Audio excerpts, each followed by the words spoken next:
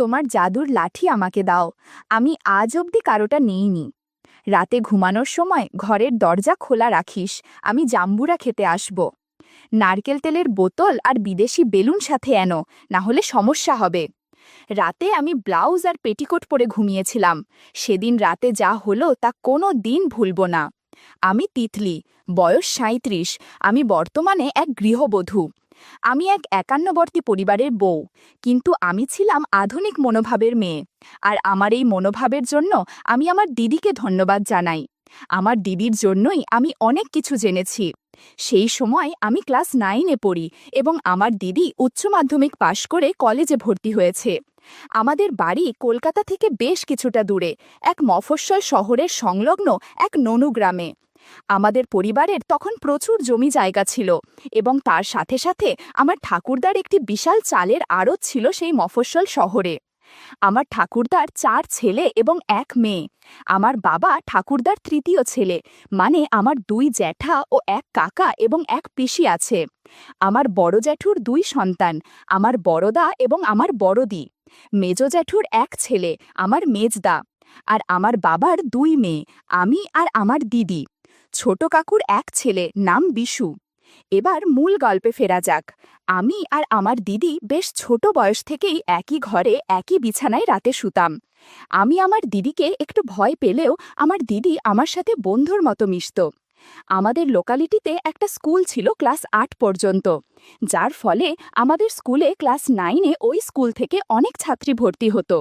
আর হ্যাঁ, ওই স্কুলটা ছিল কোয়েড, মানে ওখানে ছেলে এবং মেয়েরা একসাথে লেখাপড়া করত। আমি যখন ক্লাস 9-এ উঠি সেই বছরও অনেক ছাত্রী ভর্তি হলো আমাদের স্কুলে। এর মধ্যে আমার বেস্ট ফ্রেন্ড অনিতার সাথে দেখলাম পাপিয়া বলে নতুন আসা একটা মেয়ের খুব ভালো বন্ধুত্ব হয়ে গেছে। আমি, অনিতা আর পাপিয়া ধীরে ধীরে বেশ ভালো বন্ধু হয়ে গেলাম। পাপিয়া বলল যে আগের স্কুলে একটা ছেলের সাথে ঘনিষ্ঠ হয়েছে। আমি আর অনিতা প্রথম পাপিয়ার কাছেই গল্পের বই দেখি, যেটাতে ভিন্ন রকমের মন মাতানো গল্প থাকত। পাপিয়া এও বলে যে সে নাকি ক্যাসেটে জোগাড় করতে পারে নীল সিনেমার।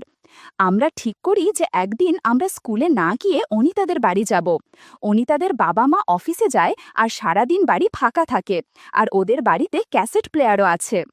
আমরা বাড়িতে বললাম স্কুল প্রজেক্টের জন্য আমরা অনিতাদের বাড়িতে যাব। আমাদের বাড়ির লোক বিনা সন্দেহে আমাদের পারমিশন দিয়ে দিলেন। আমরাও নির্দিষ্ট দিনে অনিতাদের বাড়িতে হাজির হলাম। পাপিয়া 3টে ক্যাসেট এনেছিল। পাপিয়া বলল একটা রোম্যান্টিক টাইপ ফিল্ম চালাবে। আমরা এইসব বিষয়ে তেমন কিছুই জানতাম না। আমরা বললাম তুই যেটা ভালো বুঝিস সেটা চালা। ও প্রথম ক্যাসেট চালালো। পর্দায় ভেসে উঠল একটা ছেলে আর একটা মেয়ের সিনেমা। সিনেমার অদ্ভুত দৃশ্য দেখে আমার মধ্যে কেমন যেন অনুভূতি হচ্ছিল। আমার বেশ ভালো লাগছিল। একটু পর পাপিয়া আমার অবস্থা বুঝতে পেরে কেমন যেন আচরণ করতে শুরু করলো। বেশ কিছুক্ষণ আমি চোখ বুজে থাকলাম। আমি চোখ খুলতেই অনিতা আর পাপিয়া জিজ্ঞাসা করল, কিরে কেমন লাগলো? আমি বললাম দারুণ। ওরা বলল তবে এবার 3 জনে মিলে গল্প করা যাক। একটু পর আমরা 3 জন গল্প করতে শুরু করলাম। বন্ধুরা, ইউটিউবের করা নিয়মের কারণে এসব ঘটনা সরাসরি বলা যাচ্ছে না। তোমরা কমেন্টে দেয়া লিঙ্ক থেকে আমার ওয়েবসাইট ভিজিট করো, সেখানে একদম খোলামেলা গল্প দেয়া আছে, যেগুলো ইউটিউবে পাওয়া যায় না। সারা দিন এভাবেই কেটে গেল। সে একটা দারুণ অনুভূতি। তারপর বিকেলবেলা আমরা যে যার বাড়ি ফিরে গেলাম। অনিতাদের বাড়ি থেকে ফিরে আসার সময় আমার একটু ভয় ভয় করছিল, কারণ আমার এটা প্রথম অভিজ্ঞতা। তাছাড়া বাড়িতে সবাই গ্রুপ স্টাডির কথাটা বিশ্বাস করবে তো? তবে বাড়ি ফিরে আমি অনেকটা রিল্যাক্স ফিল করলাম, কারণ দেখলাম বাড়ির পরিবেশ আর 5টা দিনের মতোই স্বাভাবিক। তবে দেখলাম আমার দিদি শেলি বাড়ি ফিরেছে। দিদি কলেজে ভর্তি হবার পর সেখানে হোস্টেলে থাকে, তবে সামনে কি একটা লম্বা ছুটি আছে, তাই ছুটি কাটাতে এসেছে। আমি নিজের ঘরে গিয়ে বিছানায় শুয়ে পড়লাম। আমি এসেছি দেখে দিদি আমাদের ঘরে এলো। আমাকে দেখে বলল, কিরে তিতলি, এসেই শুয়ে পড়লি যে, শরীর খারাপ নাকি? আমি বললাম না, এমনি।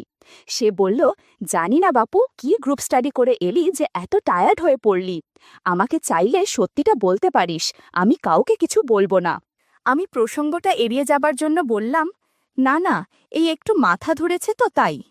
দিদি আমার পাশে বসে বলল, ন্যাকামি না করে সত্যিটা বল, ওরকম গ্রুপ স্টাডি আমি অনেক করেছি, তোর মুখ চোখ দেখে আমি বেশ আন্দাজ করতে পারছি। আমি বুঝলাম ধরা পড়ে গেছি। দিদির কাছে সব সত্যিটা ধীরে ধীরে বললাম। দিদি সব শুনে বলল, রাতে রেডি থাক, তোর জন্য সারপ্রাইজ আছে। রাতে খাওয়া দাওয়ার পর আমি আর দিদি শুতে গেলাম। দিদি ঘরে এসে দরজাটা লক করে দিল আর আমার কাছে এসে বলল, আজ আমার বোনটা বড় হয়ে গেছে। দিদি খুব সুন্দর একটা পারফিউম মেখেছিল। আমি সুন্দর গন্ধটা শুঁকতে থাকলাম। দিদি বলল, দাঁড়া, তোকে একটা জিনিস দেখাই। এই বলে উঠে গিয়ে নিজের সুটকেস থেকে একটা নকল জাদুর লাঠি বার করল। আমি এসব আগে দেখিনি। অবাক হয়ে তাকিয়ে আছি দেখে দিদি বলল, এটা দিয়ে আমরা হোস্টেলে মেয়েরা মনের ইচ্ছা পূরণ করি। বন্ধুরা, তোমরা বুঝেছ তো কিসের কথা বলছি? এরপর দিদি জাদুর লাঠি দিয়ে জাদু দেখাতে লাগলো। মিনিট 20 পর দিদি বলল, আজকের মতো এটুকুই থাক, না হলে সমস্যা হবে। আমরা হোস্টেলে ঘণ্টাখানেক ব্যবহার করি। একটু পর আমি দিদিকে জিজ্ঞাসা করলাম, আগে কি কখনো আসল জাদুর লাঠি দেখেছ? দিদি বলল, কয়েকবার দেখেছি। তবে শোন, তুই তো জানিস অমরদা মানে আমাদের পিসির ছেলে আমার চেয়ে 2 বছরের বড় হলেও আমরা বন্ধুর মতো মেলামেশা করি। ঘটনাটা 2-3 বছর আগে ঝাপানের সময়ের। সেই বছর আমি আর মা গেছিলাম পিসির বাড়ি ঝাপান দেখতে। আমরা সবাই প্রায় 7-8 জন পিসির বাড়ি থেকে গেছিলাম ননুগ্রামের ঝাপানতলায়। আর ওখানে একটা বিরাট মেলা বসে। ননুগ্রামের সেই মেলায় সেবারে নাগরদোলা এসেছিল। আমরা সবাই নাগরদোলা চাপলাম। সেই দলে মা আর পিসিমাও ছিল। কিন্তু আমার মাথা ঘুরে গিয়ে বমি হয়ে যায় ওই সময়। আমি একটু সুস্থ হলে পিসিমা অমরদাকে দিয়ে আমাকে বাড়ি পাঠিয়ে দেয় এবং বাকিরা ওখানে মেলা ঘুরে দেখতে থাকে। আমি অমরদার সাথে বাড়ি ফিরছিলাম। শরীর দুর্বল ছিল, তাই আমি রাস্তায় হোঁচট খাই। প্রায় পড়েই যাচ্ছিলাম। অমরদা আমাকে ধরে ফেলে। এ সময় অমরদা একটা জাম্বুরা ধরে ফেলে। কি যে একটা অবস্থা বলে বোঝাতে পারবো না। আমি ওকে কিছু বললাম না। আমরা বাড়ি পৌঁছলে আমাকে অমরদা নিজের ঘরে গিয়ে বিশ্রাম করতে বলে। বাড়িতে আর কেউ ছিল না। আমিও চোখ বুজে শুয়ে পড়ি। খুব ক্লান্ত লাগছিল, তাই শুতেই আমার একটা ঘুম ঘুম ভাব এলো। আমি বেশ ঘুমিয়ে পড়েছিলাম। হঠাৎ আমার মনে হলো কেউ একজন আমার খুব কাছে আছে। চোখ খুলে দেখি অমরদা আমার পাশে বিছানায় বসে আছে। আমি সেদিন শাড়ি পরেছিলাম, ব্লাউজ একটু অগোছালো হয়েছিল, সেদিকে আমার খেয়াল ছিল না। অমরদা বলল, মেলায় নাগরদোলায় ওঠার পর থেকে তোকে অনেক ক্লান্ত লাগছে, ভাবলাম তোর একটু সেবা করি। আমি ছোটবেলা থেকেই অমরদাকে আমার ভালো লাগতো। আমি বললাম, ঠিক আছে, সেবা কর। আমার সম্মতি পেয়ে অমরদা ঘণ্টাখানেক আমায় সেবা যত্ন করল। মাঝে মাঝে ফল খেলো। কিছুক্ষণ পর বাড়ির সকলের ফেরার সময় হয়ে গেছিল। অমরদা আমাকে নিয়ে তার ঘরের সাথে লাগোয়া বাথরুমে নিয়ে গেল আর বলল, ফ্রেশ হয়ে নে, আমি ততক্ষণে ঘর গুছিয়ে নিচ্ছি। সেইবার পিসির বাড়িতে 3 দিনে আমরা প্রায় 7-8 বার অনেক মজা করেছিলাম। এর পরেও আমি পিসির বাড়ি গেলে বা অমরদা আমাদের বাড়ি এলে আমরা সকলের নজর এড়িয়ে গল্প করতাম। এটা ছিল আমার জীবনের প্রথম জাদুর লাঠি নেয়ার অভিজ্ঞতা। দিদির কথা শুনে আমারও কেমন যেন লোভ হচ্ছিল, কিন্তু কিভাবে কি করব বুঝতে পারছি না। এবার দিদি 2 দিন ছিল আমাদের বাড়িতে, আর সেই 2 দিন দিদি আমাকে অনেক কিছু শিখিয়েছিল। কলেজের ছুটি শেষ হতেই দিদিকে ফিরে যেতে হলো। যাবার সময় আমাকে দিদি তার নকল জাদুর লাঠি দিয়ে গেল, যাতে আমি একা কিছু করতে পারি। কিন্তু আমি জানতাম না ভাগ্যদেবতা আমার জন্য অন্য কিছু ঠিক করে রেখেছেন। কিছুদিন পরে অনিতা আর পাপিয়া একদিন বিকেলের দিকে এলো আমাদের বাড়িতে দেখা করতে। আমি আমার আর দিদির মধ্যে শেষ কিছুদিনের ঘটে যাওয়া ঘটনার কথা বলতে চাইনি, কিন্তু পাপিয়া আমার হাঁটাচলা দেখে বলল যে আমি ইতিমধ্যে কারোর সাথে কিছু করেছি কিনা।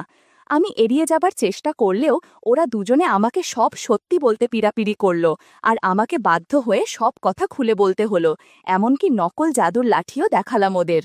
দেখেই পাপিয়া আগে ওটা নিয়ে একাই ব্যবহার করতে শুরু করল, আর মাঝে মধ্যে আমাদেরও ব্যবহার করতে দিল। আমাদের বাড়িতে সব পুরুষরা নিজেদের কাজে সকাল থেকে বেরিয়ে পড়ে, আর বাড়ির মহিলা আর বাচ্চারা দুপুরে একটু ঘুমিয়ে নেয়। সেদিন আমি, পাপিয়া আর অনিতা নিশ্চিত ছিলাম যে আমরা ধরা পড়ব না। কিন্তু আমি জানতাম না আমার মেজদাদা সেদিন তাড়াতাড়ি বাড়ি ফিরে এসেছিল, আর আমাদের ঘরে আওয়াজ হচ্ছে দেখে জানালার ফুটো দিয়ে উকি দিয়ে দেখছিল। এমনকি আমাদের কর্মকাণ্ড দেখে ফেলেছে। অনিতা আর পাপিয়া বাড়ি চলে গেলে মেজদাদা আমার ঘরে এসে আমাকে ভয়ও দেখালো যে ও সবাইকে বলে দেবে এসব কথা। আমি ওকে অনুরোধ করলাম যেন কাউকে কিছু না বলতে। তখনও বলল, তাহলে আমাকে জাম্বুরা খেতে দিতে হবে। আমি বুঝে গেলাম মেজদা কি বলতে চাচ্ছে। তবুও একটু আশ্চর্য হয়ে ইস্তত বোধ করলাম। মেজদা বলল, তোর দিদি অমরদার সঙ্গে কি কি করেছে তা তোর বান্ধবীদের বলেছিস তা আমি শুনেছি। তোদের দুই বোনের সব কীর্তি আমি জেনে ফেলেছি, বেশি নাটক করলে সবাইকে বলে দেব। আমি দেখলাম মেজদা শুধু দেখেই ফেলেনি, শুনেও ফেলেছে সব কথা। আমি কোনো উপায় না পেয়ে মেজদাকে জাম্বুরা খেতে দিলাম।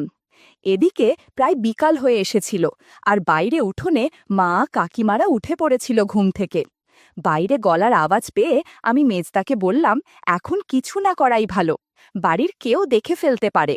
মেজদা রাজি হচ্ছিল না, তবুও ধরা পড়ে যাবার ভয়ে আমি বললাম, রাতে আমার ঘরে চলে এসো। মেজদা বলে গেল, রাতে যেন আমি দরজা খুলে রাখি, সবাই শুয়ে পড়লে ও আমার ঘরে আসবে। সারা সন্ধে আমি পড়ার ঘরে বসে একটুও পড়ায় মনোযোগ দিতে পারিনি।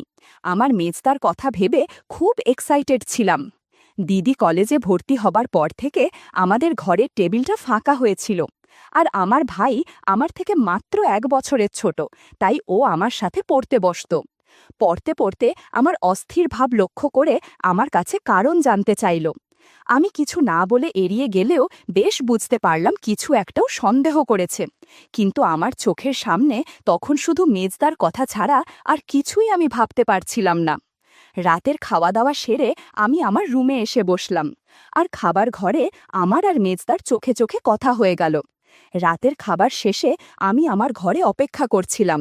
রাতে আমি ব্লাউজ আর পেটিকোট পরতাম। আসলে তখনও গ্রামের দিকে মেয়েদের নাইটি পরার চল এতটা ছিল না। এই অবস্থায় মেজদাকে একটা সারপ্রাইজ দেওয়া যাবে। আমি দরজাটা শুধু ভেজিয়ে দিয়ে আলোটা অফ করে নাইট ল্যাম্পটা জ্বেলে দিলাম। দরজাটা লক করলাম না। আমি শুয়ে শুয়ে মেজদার অপেক্ষা করতে করতে বুঝতে পারলাম আমার অদ্ভুত লাগছে। একটু পর আমার ঘরের দরজাটা দেখি খুলে গেল। আমি বিছানায় পড়ে রইলাম, যেন ঘুমিয়ে পড়েছি। চোখের পাতা একটু ফাঁকা করে দেখে নিলাম, মুখ দেখতে পেলাম না, তবে নাইট ল্যাম্পের আলোতে বেশ বুঝতে পারলাম মেজদা ছাড়া আর কেউ নয়। মেজদা একটা কালো চাদর জড়িয়ে এসেছে, যাতে অন্ধকারে সহজে কেউ তাকে দেখতে না পায়। আমার ঘরে ঢুকে চাদরটা একপাশে রাখল। দেখলাম মেজদা একটা লুঙ্গি পরে আছে।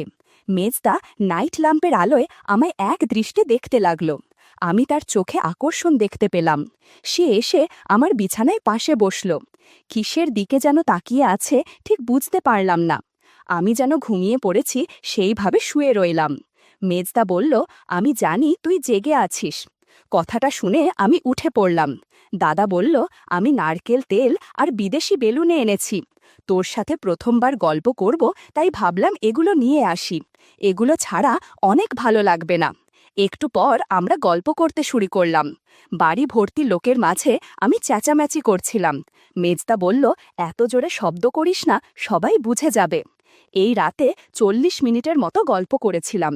শেষ মুহূর্তে হঠাৎ দরজার কাছে খুট করে একটা শব্দ হতেই ঘুরে দেখি মেজদা দরজা লক করেনি, আর সেই দরজার সামনে দাঁড়িয়ে আমাদের ছোট ভাই বিশু দাঁড়িয়ে আমাদের দেখছে, আর নিজে নিজে কি যেন করছে। আমি একটু হকচকিয়ে গেলাম। এমন মুহূর্তে ও আশায় রাগ হলো প্রচণ্ড। আরেকটু পরে আসলেই বা কি ক্ষতি হতো। রাগের মাথায় ভাবলাম, ও যদি আবার কাউকে কিছু বলে দেয় তাহলে তো সমস্যা হবে। মেজদাকে বললাম, বিশুকেও আমাদের গল্পের আসরে সামিল করি, তাহলে ও কিছু বলতে পারবে না। আমি আস্তে আস্তে বিশুর সামনে গিয়ে বসলাম। অন্ধকারে কিছুই বুঝতে পারল না যে আমি ওর সামনে বসে আছি। আমার ছোঁয়া পেতেই ও ভয় পেয়ে পালাতে গেল, আর আমি ওকে বাধা দিলাম। বললাম, তোর লজ্জা করে না? এত রাতে আমার ঘরে ঢুকে কি করছিলি? আমি না তোর দিদি হই? ও পাল্টা দিল, তুই নিজের ঘরে মেজদার সাথে যা করছিলি তা খুব ভালো কাজ নাকি? বাড়ির সবাই জানলে কি হবে বলতো? আমি বললাম, কিন্তু বাড়ির লোককে কে বলবে? ও বলল, আমি যদি বলে দিই? আমি বললাম, তবে আমিও বলে দেব যে আমাদের দেখে ফেলেও সঙ্গে সঙ্গে বাড়ির সবাইকে না জানিয়ে তুই চুপচাপ দেখছিলি। আমার কাছে ন্যাকা সাজিস না। তুই বাড়ির লোককে জানাতে চাইলে আরও আগে জানাতিস। তোর মতলবটা কি বল? ভাই বলল, আমাকেও গল্প শোনাতে হবে। আমার একা ভালো লাগে না।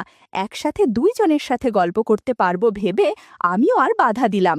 পালাক্রমে বিশু আর মেজদার সাথে অনেক গল্প করেছি রাতভর। ঘড়িতে তখন রাত 2:30 বাজে। ঘর অগোছালো হয়ে আছে, জামা কাপড় এদিক সেদিক ফ্লোরে পড়ে আছে। ওরা গুড নাইট বলে নিজের রুমে চলে গেল। এদিকে আমিও একটা ম্যাক্সি পরে ফ্রেশ হয়ে নিলাম। হাঁটতে অসুবিধা হচ্ছিল, তবুও রুমের দরজাটা লক করে কোনো মতে শুয়ে পড়লাম। ক্লান্ত থাকায় তাই সহজেই ঘুমিয়ে পড়লাম।